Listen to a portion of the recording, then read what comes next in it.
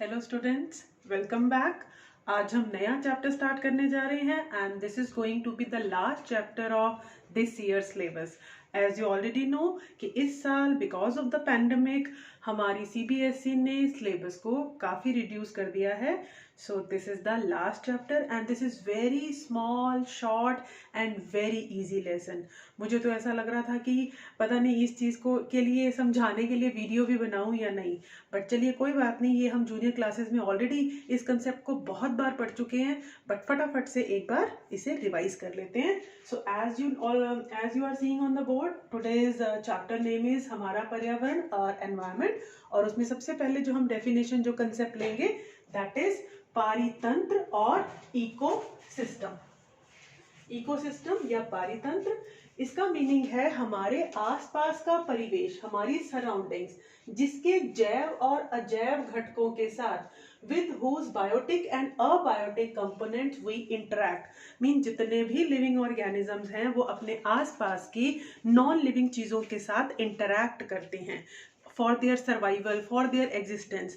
Like हम human beings जो हैं वो किसी भी इकोसिस्टम के कौन से घटक में आते हैं, जैव घटक या फिर बायोटिक कंपोनेंट, जितने भी पेड़ पौधे और जानवर हैं जिनमें हम भी आते हैं। सो हम अपने आसपास के और लिविंग ऑर्गेनिजम्स के साथ तो इंटरेक्ट करते ही हैं, जैसे हम प्लांट्स को खाते हैं अपने एज फूड, या फिर हमें हवा की ज़रूरत है रेस्पिरेशन के लिए, या हमारे सर्वाइवल के लिए वाटर की ज़रूरत है, या हम सॉइल पर रहते हैं, वहाँ पर क्रॉप्स उगती हैं। So we interact with all the living and non living things around us. तो ये सब मिलकर जो आपस में एक इंटरेक्शन होता है लिविंग नॉन लिविंग का, दैट इज कॉल्ड पारितंत्र या इकोसिस्टम। सिर्फ इन चीजों का होना नहीं, इन चीजों का आपस में इंटरेक्शन है इकोसिस्टम।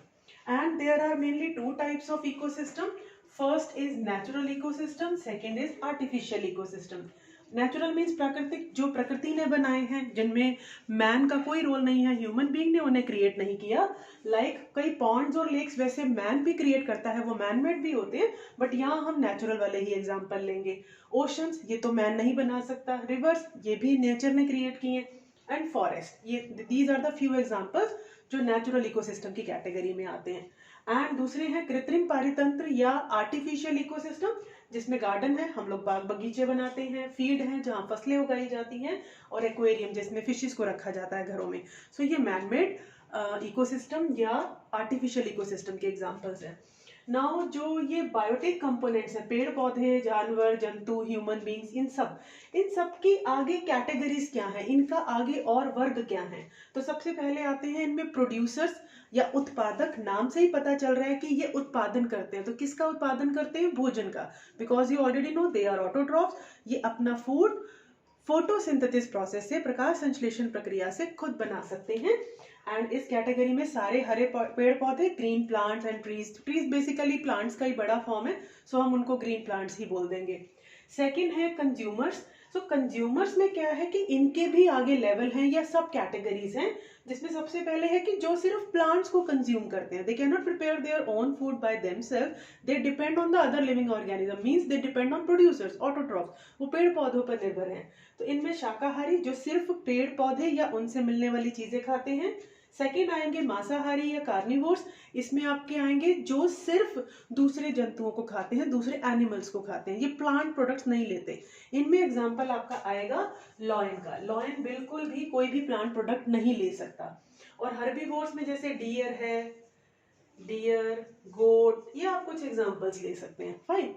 सर्वाहारी ओमनिवोर्स, जो कि दोनों तरह की चीजें खाते हैं, वो प्लांट और प्लांट के प्रोडक्ट्स भी खा सकते हैं, या फिर वो दूसरे एनिमल्स को, दूसरे लिविंग ऑर्गेनिजम्स यानी कि दूसरे एनिमल्स को खा सकते हैं, या बेसिकली लिविंग ऑर्गेनिज्म नहीं, दूसरे एनिमल्स को भी खाते हैं। सो हर टाइप का living organism they can consume.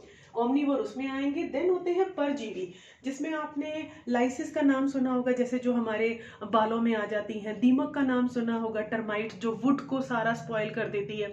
सो ये कुछ ऐसी चीजें हैं जो दूसरे ऑर्गेनिजम्स की बॉडी पे रहती हैं और उससे अपना फूड डिराइव करते हैं और उसे हार्म पहुंचाते हैं। ये सिम्बायोटिक रिलेशनशिप नहीं है जैसे आपने जूनियर क्लासेस में पढ़ा था, जिसमें दोनों ऑर्गेनिज्म, फंजाई एंड एल्गा का, लाइकेन, ये उस तरह का नहीं है। वैसे वो भी एक कैटेगरी बन सकती है, बट अभी क्लास 10 की एनसीईआरटी में उसका मेंशन नहीं है। सो सिम्बायोटिक में क्या था कि दोनों ऑर्गेनिज्म एक दूसरे को यूज करते हैं और दोनों ही एक दूसरे की म्यूचुअल हेल्प करते हैं। परजीवी या पैरासाइट्स में क्या होता है, बेसिकली यहाँ यही डिफरेंस है कि एक ऑर्गेनिज्म दूसरे ऑर्गेनिज्म की बॉडी से अपना फूड डिराइव करता है एंड उसे हार्म पहुंचाता है। यहाँ तक कि जैसे आपने सुना होगा हमारे पेट में कीड़े हो जाते हैं, तो बिकॉज हमारी इंटेस्टाइन में कुछ ऐसे वॉर्म्स अपने आप प्रोड्यूस हो जाते हैं व्हेन वी अटेक, जब हमने कुछ डर्टी फूड लिया होता है या मिट्टी विट्टी जैसे बच्चे खाते हैं, चौक खाते हैं, तो उनसे वो कीड़े पैदा हो जाते हैं and they start taking our food. वो हमारे शरीर को लगने नहीं देते, फूड को डाइजेस्ट नहीं होने देते and they consume that food, और फिर हमारी हेल्थ डाउन होने लगती है। So they also come under the category of parasites. एक कैटेगरी को हम यहाँ कंज्यूमर्स में भी ले सकते हैं, एक उसका फिफ्थ कैटेगरी बना सकते हैं, दैट इज डीकम्पोजर्स या सेप्रोफाइट, और हिंदी में इन्हें कहते हैं अपघटक, जो कि डेड प्लांट्स, डेड ऑर्गेनिजम्स पर फीड करते हैं। मरे हुए ऑर्गेनिजम्स की बॉडी से ये अपना फूड डिराइव करते हैं और साथ ही एनवायरनमेंट की क्लीनिंग में भी बहुत हेल्प करते हैं, बिकॉज ये रिसाइकलिंग ऑफ मिनरल्स में भी यही यूजफुल है, यही है जो मिनरल्स को वापस भेजते हैं। आप क्लास 9 में एक चैप्टर पढ़ चुके हैं, nitrogen cycle, carbon cycle and all that, they all are the minerals. ये कहीं ना कहीं वाटर, एयर और सॉइल से ही लिविंग ऑर्गेनिजम्स की बॉडी में, through plant, through different animals इनकी बॉडी में ये एंटर करते हैं एंड लास्ट में ये इन्हीं चीजों में वापस कैसे चले जाते हैं, बिकॉज ऑफ डीकम्पोजर्स या अपघटक।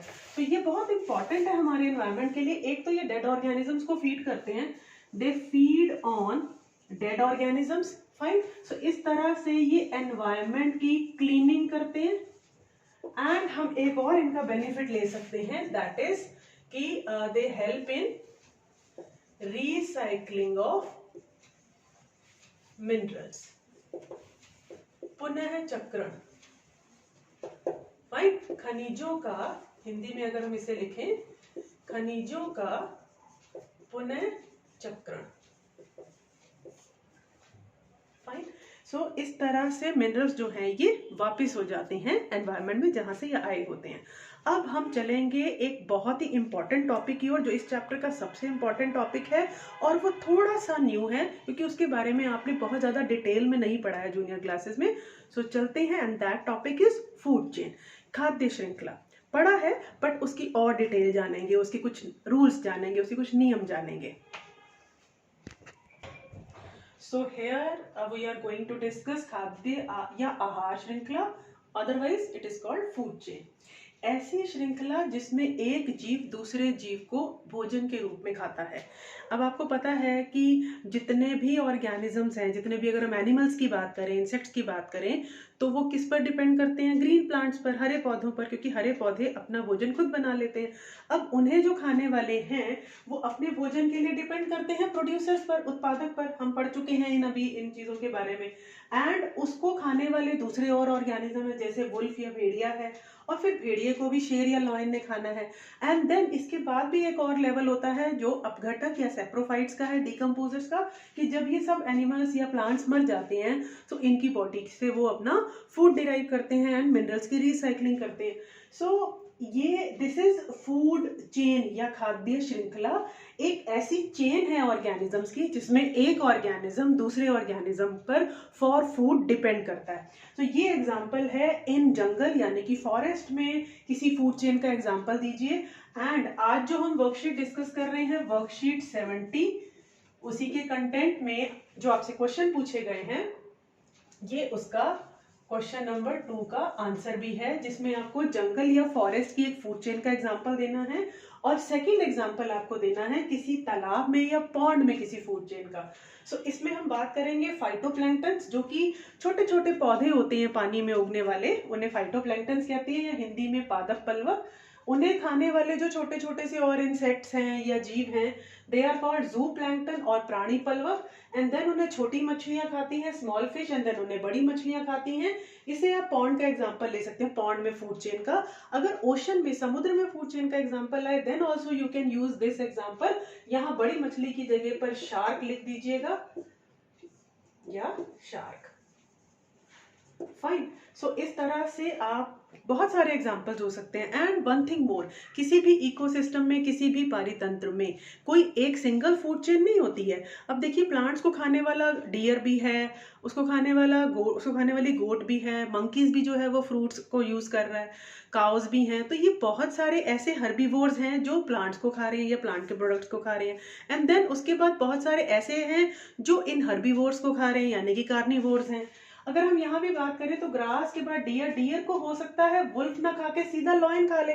सो इस तरह से बहुत सारी फूड चेन्स का जो पूरा जाल है, जो आपस में इंटरकनेक्शन है, that is called food web.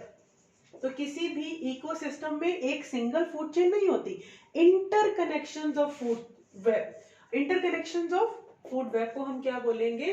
Food chains, inter connections of food chains is called food web, या हिंदी में हम इसे बोलेंगे खाद्य जाल। सो किसी भी पारितंत्र में जो फूड चेन्स का इंटरकनेक्शन है, फाइन, जो उनका जाल है, उसे कहते हैं खाद्य जाल। तो खाद्य जाल ही एग्जिस्ट करते हैं, खाद्य खाली सिंगल श्रृंखला नहीं। बट आपसे एग्जांपल्स यूजुअली खाद्य श्रृंखला के या फूड चेन के ही पूछे जाते हैं। अब यहाँ पर जो आप डिफरेंट ऑर्गेनिजम्स देख रहे हैं अलग अलग स्टेप पर, इन्हें कहा जाता है ट्रॉफिक लेवल या पोषी स्तर। तो खाद्य श्रृंखला के स्तर यानी कि लेवल्स ऑफ फूड चेन, किसी भी फूड चेन के जो डिफरेंट लेवल्स हैं, they are called trophic levels. अब यहाँ बात आती है कि इनमें जब ये फूड का ट्रांसफर करते हैं, तो फूड भी हम क्यों लेते हैं? फॉर एनर्जी, फॉर ऊर्जा। तो ऊर्जा का प्रवाह होता है। जब प्लांट्स फोटोसिंथेसिस से अपना फूड बनाते हैं तो वो सन की एनर्जी को यूज करते हैं। यू ऑलरेडी नो कि सन की लाइट एनर्जी वहां पर यूज होती है, बट वो सिर्फ सन की एनर्जी का 1% ही यूज कर पाते हैं। पौधों द्वारा सूर्य की ऊर्जा का केवल 1% ही इस्तेमाल किया जाता है भोजन बनाने के लिए, बाकी 99% को वो एब्जॉर्ब नहीं कर पाते। अब वो 1% एनर्जी देखिए, सन की लाइट एनर्जी का भी 1% जो एनर्जी है, दैट इज वो कंटिन्यू कर रही है लाइफ को पूरी अर्थ पर। उसी पर पूरी अर्थ की लाइफ टिकी है, उस 1% एनर्जी पे। सो आप देखिए कितना बड़ा मिरेकल है नेचर का। 1% एनर्जी ही यूज होती है, plant use only 1% of the solar energy. And then उसके बाद क्या होता है कि ये प्लांट्स, इन्होंने फोटोसिंथेसिस से सन की एनर्जी को यूज कर लिया, फूड बना लिया। अब ये एनर्जी जो अगले लेवल पर ट्रांसफर होगी, जितनी भी एनर्जी इन्होंने बनाई होगी, उसका सिर्फ 10% ही अगले लेवल पे जाएगा, अगले पोषी स्तर पर जाएगा। सपोज करिए कि अगर इन्होंने 100 जूल्स, क्योंकि ऊर्जा का मात्रक क्या होता है? जूल, है ना? एनर्जी की यूनिट क्या है? जूल। तो अगर इन्होंने 100 जूल बनाया है तो अगले लेवल को कितना मिलेगा? 100 का 10% कितना होगा? अब देखिए ना, 100 जूल, इसका 10% का मतलब है कि आपने 10/100 से मल्टीप्लाई कर दिया, तो 2 0 से 2 0 कट गई, यानी कि 10 जूल। तो इसको 10 जूल मिलेंगी। अब इसका 10% जाएगा आगे वुल्फ को, तो उसको 1 जूल मिलेगी। फिर उसके बाद उसके लेवल, अगला लेवल है सपोज लॉयन का, तो उसको 1 जूल का 10% यानी 0.1 जूल मिलेगी। सो इसीलिए किसी भी फूड चेन में या खाद्य श्रृंखला में 3 या 4 से ज्यादा स्तर नहीं होते। क्यों नहीं होते? क्योंकि अगर ज्यादा स्तर होंगे, ज्यादा लेवल्स होंगे, सो आगे जो लास्ट लेवल पर होगा, 5वें या 6ठे लेवल पर होगा, उसको तो एनर्जी कुछ मिलेगी ही नहीं, सिग्निफिकेंट ना के बराबर ही हुई, नेग्लिजिबल हो गई। इसलिए 3 से ज्यादा, 3 या 4, और हद से हद अगर 5वां लेवल होता भी है तो वो अपघटकों का होता है, डिकम्पोजर्स का होता है, जिसमें वही जीवाणु आते हैं, बैक्टीरिया आते हैं, एंड जिन्होंने रिसाइकलिंग करनी है बेसिकली। तो 3 या 4 से ज्यादा स्तर नहीं होते। ये क्वेश्चन भी आपसे पूछा जा सकता है कि ऐसा क्यों होता है? Why most of the food chains don't have more than 4 levels या 3 to 4 levels? Because at every step, ये है रीजन उसका, 10% रूल।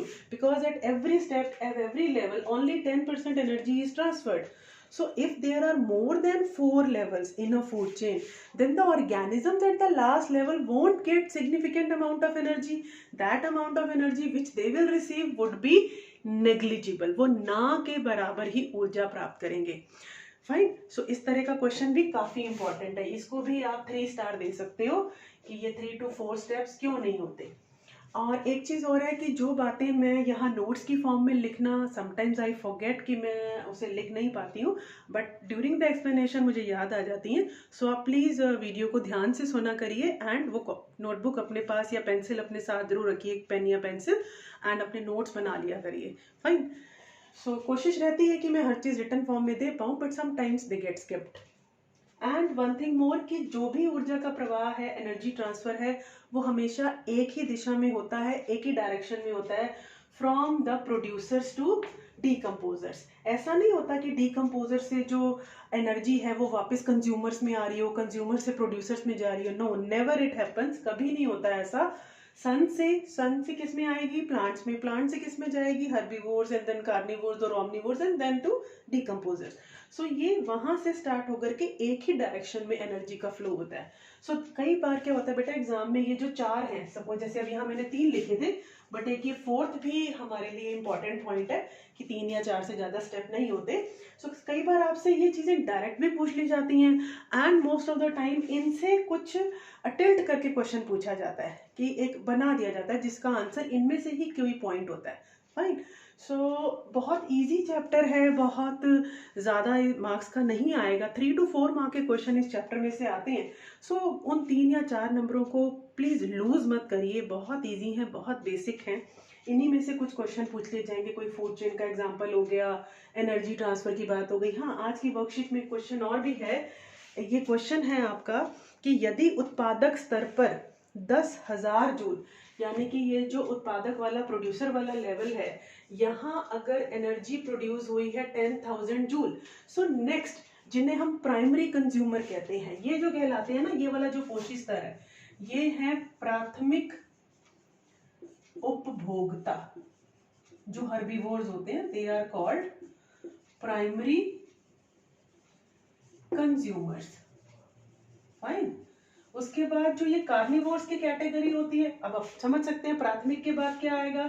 द्वितीयक उपभोक्ता। फाइन। जिन्हें हम इंग्लिश में बोल देंगे सेकेंडरी कंज्यूमर्स। और जो लास्ट वाले होंगे, they would be called tertiary consumers, है ना, तृतीयक उपभोक्ता। सो इस तरह से ये जो कंज्यूमर्स के लेवल हैं, तो हमसे ये बोला गया कि प्राइमरी कंज्यूमर्स, प्राथमिक उपभोक्ता के स्तर पर कितनी एनर्जी पहुंचेगी, कितनी ऊर्जा वहां उसे मिलेगी। So you very well know the 10% rule. ऐसा क्वेश्चन आ सकता है 1 या 2 मार्क में। सो इसका हमें 10% निकालना है। सो 10,000 इंटू 10, और परसेंटेज का आपको पता ही है कि अपॉन 100 कर देते हैं। 2 जीरोस हटाई और 1 जीरो से मल्टीप्लाई कर दिया। So it comes out to be 1000 joule मिलेगा। सो इस क्वेश्चन का आंसर हो जाएगा, ये आपका आंसर 1 है आज की वर्कशीट 70 का, कि अगले लेवल पर 1000 जूल्स एनर्जी पहुंचेगी। और अगर कभी ये एमसीक्यूज में आता है एंड आपको ये 10% निकालने में कुछ सेकंड्स भी वेस्ट नहीं करने हैं, तो सिंपली आपको पता है 10% का मतलब कि आने यही है जिनमें जीरोस वाले नंबर होंगे। सो जैसे 10,000 था तो 1 जीरो कम कर देना, 1000 हो जाएगा। फाइन। 1 जीरो हटा दो तो वो 10% ही है। सो दिस इज हाउ इस तरह के क्वेश्चंस आपके आएंगे। और आज की वर्कशीट में एक और टॉपिक है आपका बायोमैग्निफिकेशन या जैव आवर्धन। इसके पीछे मैं आपको एक सिचुएशन एग्जांपल लेती हूँ। एक पेलिकन बर्ड्स होते हैं जो ना दिल्ली में आते हैं, माइग्रेटरी बर्ड्स की कैटेगरी में है ये, जो बहुत दूर दराज के देशों से, जब वहाँ बहुत ठंड पड़ने लगती है तो प्रवासी पक्षियों का आपने नाम सुना होगा, ये उन्हीं में से एक एग्जाम्पल है। तो बहुत साल पहले हुआ कि इनमें से ना जो प्रवासी ये बर्ड थे, पेलिकन बर्ड थे, इनकी बहुत ही ज़्यादा नंबर में डेथ होने लगी, बहुत मरने लगे ये। सो जो इन लोगों की रिसर्च करते हैं, टेक केयर करते हैं, इनकी स्टडी करते हैं, सो उन्होंने ऑब्जर्व किया कि ये बहुत सारे पक्षी जो हैं वो लगातार मर रहे हैं। सो जब उसके रीजंस निकाले गए, उसकी खोज की गई, तो पता चला कि उनके शरीरों में DDT नाम का एक केमिकल था जो उनकी डेथ का रीजन था। अब DDT क्या होता है? ये एक पेस्टिसाइड है जो फसलों पर छिड़का जाता है ताकि फसलों को कीड़ा ना लगे, है ना, दूसरे जो इंसेक्ट्स वगैरह हैं वो उन्हें नुकसान ना पहुंचाए। सो ये बड़ा डेडली एक केमिकल है, रसायन है। होता क्या है, जब पेस्टिसाइड्स हम फसलों पर छिड़कते हैं तो और इरिगेशन किया जाता है, सिंचाई की जाती है, तो उसके बाद वो पानी के साथ बह के कहाँ चले जाते हैं, वाटर बॉडीज में, जो आसपास तालाब, झीलें या नदियाँ, वहाँ चले जाते हैं। एंड वहाँ जाने के बाद उनको जो कंज्यूम करते हैं, दूसरी बात, वहाँ से उस पानी को कंज्यूम करने वाले हो गए, तो ये पेलिकन बर्ड्स भी वो पानी कंज्यूम कर रहे थे। सेकेंडली, उन पौधों के शरीरों में, उन फसलों के शरीरों में भी, उनकी बॉडीज में भी ये केमिकल चला जाता है, पेनिट्रेट कर जाता है। सो जब इन प्लांट्स को खाया जाता है, इस तरह की फसलों को खाया जाता है, तो वो नेक्स्ट लेवल में पहुंच जाते हैं। यानी कि सपोज अगर यहाँ पर कोई और हम पौधे का एग्जांपल ले लें जो प्रोड्यूसर है ना, सारे प्लांट प्रोड्यूसर है, सो उसमें अगर कोई केमिकल है, सो वो केमिकल एक्यूमुलेट हो जाएगा नेक्स्ट लेवल में। अब वो उसके बाद वो अगले लेवल में और ज्यादा एक्यूमुलेट होगा। उसके पीछे रीजन क्या है कि ये रसायन या जो केमिकल्स हैं, इनकी क्वांटिटी बढ़ती जाती है फूड चेन के हर लेवल के साथ। वाई? बिकॉज एक हिरण है, वो सिर्फ ये वाली घास तो नहीं खा रहा, वो कई तरह के पौधे खा रहा है। अगर सब में वो केमिकल है थोड़ा थोड़ा, तो उसकी बॉडी, मान लो सब में 1-1 ग्राम है, तो उसकी बॉडी, उसने 10 पौधे खाए तो उसकी बॉडी में तो 10 ग्राम हो गया। उसके बाद वुल्फ है, वुल्फ ने ऐसे हिरण या ऐसे और जो हर्बीवोर्स हैं, उसने सबकी बॉडी से 10-10 ग्राम ले लिए, मान लो उसने 5 ऐसे खाए तो उसकी बॉडी में 50 ग्राम हो गया। और उसके बाद जो नेक्स्ट लेवल है, सपोज अगर हम बात करें मैन की, सो मैन ओमनीवोर की कैटेगरी में आता है, टर्शरी लेवल पर है, वो बहुत सारी ऐसी चीजें खाता है जो तो प्लांट की बॉडी से भी उसमें गया, एनिमल की बॉडी से भी उसमें गया। तो सबसे ज्यादा वैसे तो ह्यूमन बींग्स की बॉडी में ये रसायन पाए जाते हैं, केमिकल्स पाए जाते हैं, और यही रीजन उन बर्ड्स की मरने का भी था। आप नोटिस करते होंगे, बातें सुनते होंगे कि आजकल हमारे जो जितना भी हम फूड ले रहे हैं वो प्योर नहीं है, बहुत सारी चीजें उनमें केमिकल्स हैं। हमारी बॉडीज में जो इतने सारे डिजीजेज आज हम देखते हैं, या हमारी इम्यूनिटी वीक होने का कारण यही है कि ये बहुत सारे केमिकल, जब फसलों को की पैदावार होती है, उनको उगाया जाता है, तो बहुत सारे इस तरह के केमिकल्स यूज किए जाते हैं। घर में भी आप सुनते हो कि सब्जी और फ्रूट को अच्छी तरह धोने से वो कुछ लेवल तक तो हट सकते हैं जो सुपरफिशियली होंगे, बट जो उनके अंदर पेनिट्रेट कर गए हैं, रूट के अंदर जो पानी है, पानी से भी वो गए हैं फर्टिलाइजर्स और वो सब केमिकल्स, तो वो तो उनकी अंदर ही है, उनको तो हम नहीं हटा सकते, उन्हें तो हम एज इट इज कंज्यूम करते हैं, और वो जब कंज्यूम करते हैं तो हमारी बॉडी में एक्यूमुलेट हो जाते हैं। सो ये रसायनों का जो मात्रा बढ़ती जाती है इस खाद्य श्रृंखला के हर पोषी स्तर के साथ, उसे ही कहते हैं जैव आवर्धन। यानी जैव मतलब लिविंग बॉडीज, आवर्धन मतलब बढ़ना, किसी रसायन की मात्रा का जीवित सजीवों के शरीर में बढ़ना ही जैव आवर्धन है। तो biomagnification, right, the accumulation of chemicals in the bodies of living organism through food chain. ये फूड चेन से ही एंट्री लेते हैं और हर लेवल पे बढ़ते जाते हैं। सो आई थिंक ये कंसेप्ट आपको क्लियर हो गया होगा। मैंने इसे यहाँ नोट्स की फॉर्म में नहीं दिया है, बट आई वुड ट्राई कि वो चीज़ आपके, मैं डिस्क्रिप्शन बॉक्स में शेयर कर दूंगी उन नोट्स को, सो आप वहाँ से इसकी डेफिनेशन देख सकते हैं, and you can keep them for reference as notes. So फिर मिलते हैं अगली वर्कशीट में, इस चैप्टर को आगे कंटिन्यू करेंगे, and there are few more simple things, थोड़े से ही कंसेप्ट हैं जो हमें पढ़ने हैं। सो आफ्टर दैट हम फिर रिवीजन पर आएंगे। फाइन, सो मिलते हैं अगली वर्कशीट अगले वीडियो के साथ। Till then, bye bye.